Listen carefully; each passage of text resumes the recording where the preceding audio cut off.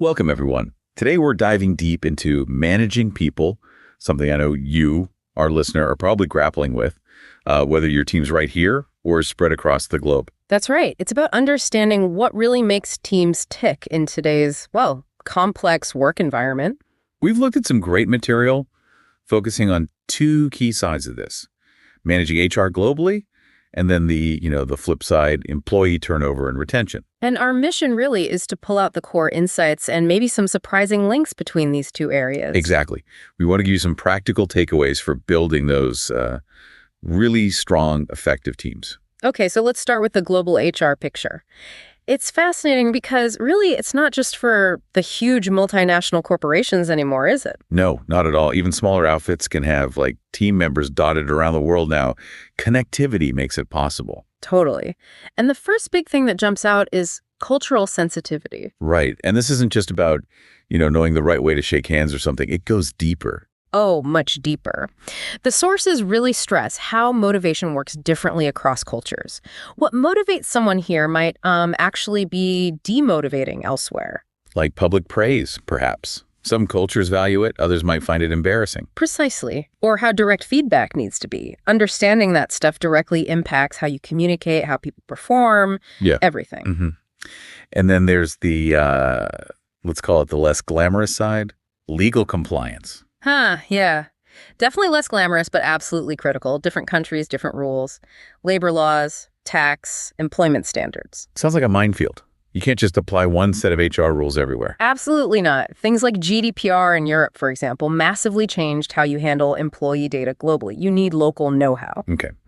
The material also touches on managing expatriates and global talent. What's the core challenge there? Well, first, there's picking the right people for those overseas assignments, the expats, training them, supporting them culturally. That's huge. But it's broader, too, right? Like recruiting talent worldwide.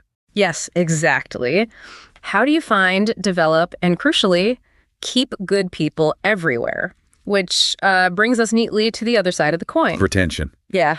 Losing good employees is, it's expensive and disruptive for any organization. Definitely. The sources make a clear distinction, between voluntary people choosing to leave and involuntary turnover. Yeah. We're mostly digging into the voluntary side. Why do people leave? And the reasons that came up seem pretty universal, actually. Things like poor management. Oh, classic. Lack of growth opportunities, feeling like the pay isn't right or that work-life balance just isn't there. Yeah, no huge surprises, but they're persistent issues. Which leads directly to thinking about proactive retention strategies. Okay, so what kind of strategies are we talking about? Things like solid career development paths, proper recognition programs feeling valued, right? Flexible work options, which are huge now, and generally boosting employee engagement. How connected and invested do people feel? That's a big lever against turnover. That makes sense. The sources also mention exit interviews and stay interviews. Tell me more about those. Right. Exit interviews are, trying to learn why someone is leaving.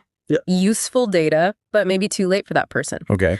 Stay interviews, though, are proactive, talking to your current employees to find out what keeps them there, what might make them look elsewhere, trying to catch issues early. Ah, I see. So how do we tie this all together?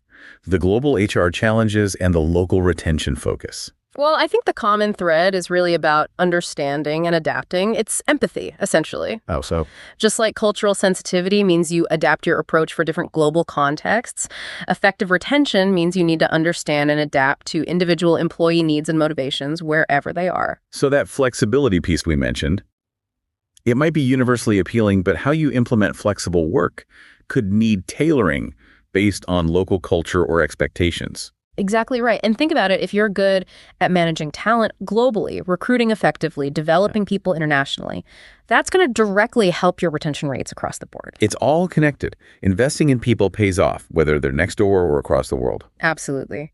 And we shouldn't forget technology here. Our sources point out how crucial things like communication platforms and HR tech are for keeping dispersed teams connected and managing everything efficiently across borders. Okay, so wrapping up. Yeah. It seems whether you're managing globally or locally, it really boils down to understanding people's needs, respecting those differences, and actively creating an environment where people feel engaged and want to stay. Couldn't have said it better.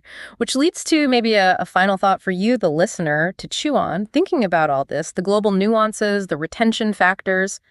What's maybe one small change, one small action you could take today, perhaps in your very next interaction, to foster a bit more understanding or engagement within your own team or workplace? A great question to reflect on. Those small steps can make a big difference. And that brings us to the end of this deep dive. Managing people is a constantly evolving field, but hopefully this gave you some valuable insights.